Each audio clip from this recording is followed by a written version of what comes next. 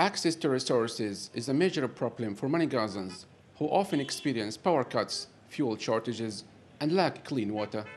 Despite Israel's unilateral disengagement from Gaza in late 2005, it is still in full control of Gaza's airspace, territorial waters, and border crossings. Free access for goods and individuals is the main challenge facing Gazans, whose livelihoods have been badly affected. Since Israel imposed its siege on Gaza in June 2007, the Gaza economy has suffered a serious blow. The global boycott led by Israel on the Strip followed the election and later violent takeover by the Islamist party Hamas. Israel's 2009 military assault devastated the already weak economy and destroyed much of its infrastructure. Israel, which declared the territory as a hostile entity in September 2007, used mathematical formulas to determine the amount of goods and services allowed to enter Gaza, from canned tuna, rice, and beans to gas, wood and other materials. Broomsticks and chamomile have recently been permitted. Toys, music, books, and shampoo with conditioner have been prohibited, and the importation of pasta required the direct intervention of U.S. Secretary of State Hillary Clinton. According to the Palestinian Center for Human Rights, since the imposition of the economic embargo over 5 years ago, nearly 30% of Gaza's businesses have closed, and an additional 15% have laid off 80% of their staff. Obviously, the point is Israel is still the occupying force here. This is by international law. All of the United Nations resolutions recognize Israel as the occupier here in Gaza. And as an occupier, you have to act according to international humanitarian law to the benefit of those people that you are occupying. And of course, they flouted this endlessly, violating more international United Nations resolutions than any other country. And as a consequence, but they have that responsibility to supply goods. Now, obviously, these goods are not aid from Israel. This is goods being purchased by other countries, by the European Union, by the United Nations to deliver into Gaza, and they have been depriving illegally up to 4/5 of the necessary goods that were coming through, according to all the major human rights organizations. At the time of writing, Kogat, the Israeli army body in charge of the occupation, failed to provide a response or comment to the real news about why Israel limits exports of Gaza's goods and why some restrictions on imports to Gaza are still in place. The United Nations Relief and Works Agency for Palestine Refugees, UNRWA, says about 2/3 of Gaza's 1.7 million people rely on its humanitarian aid assistance.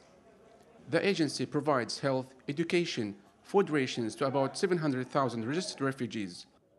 Maxwell Gillard, the UN humanitarian coordinator to the occupied Palestinian territories, said during a press conference that was held at UNRWA's headquarters in Gaza City that Gaza will no longer be livable by 2020 unless urgent action is taken to improve water supply, power, health, and schooling.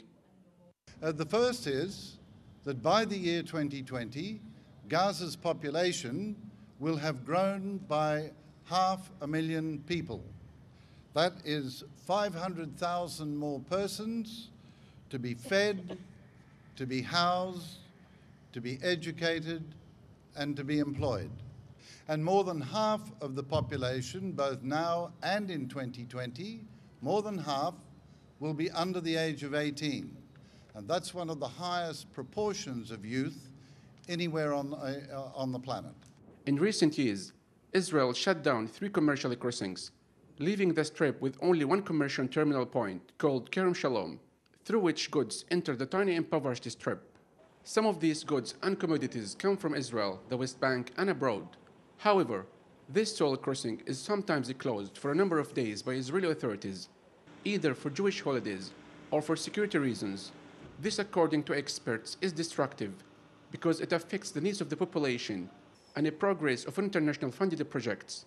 According to a report that was issued in 2010 by Gisha, an Israeli human rights group said the Israeli government has admitted that the blockade of Gaza is not a security measure, but actually an act of economic warfare against Hamas-ruled Gaza.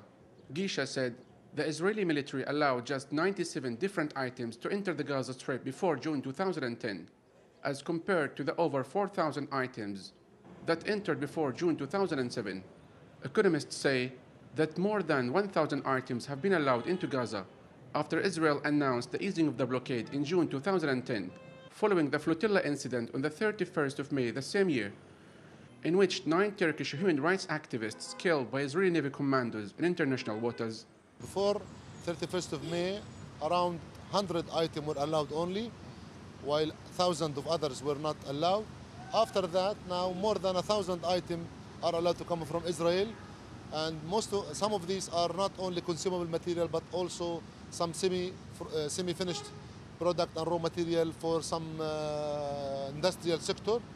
Another development was allowing the reconstruction material to be allowed into Gaza for the international funded project like UNDP and UNRWA, those projects in the health and education sector, which made the life more easier in Gaza. So the situation is much better, but still the siege is there. Still people are not allowed to go out freely. Still the export from Gaza is very restricted. The prolonged blockade has had a disastrous impact on all aspects of life and caused unprecedented levels of poverty and unemployment. As a result, Gazans dug hundreds of underground tunnels as an urgent solution for an exceptional solution to bring in banned goods such as construction materials. Nevertheless, Israel argues that armed groups in Gaza use tunnels to smuggle weapons. The worrying economic situation and an estimated population growth seems to be a ticking demographic time bomb, with endemic poverty and lack of opportunities haunting the population. It is both a challenge and an opportunity with implications on sustainability, urbanization, and access to health and education services, as well as youth and women empowerment. After the siege, Gaza society became dependent on the international aid.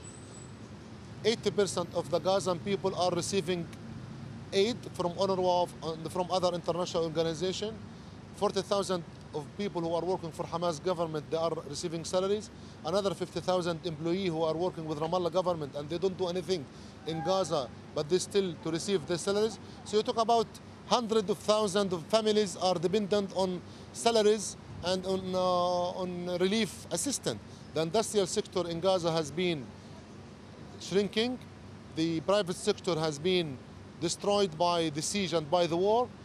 And by the end of the day, this will not help to make Gaza society solid enough and strong enough to challenge the intervention of some radical group outside who are looking to hire people from Gaza.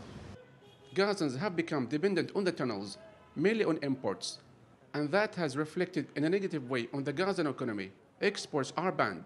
This means that Gazans can consume, but not able to export what they produce. Now, the question that needs an answer: why Israel still imposes its siege policy, which is a form of collective punishment?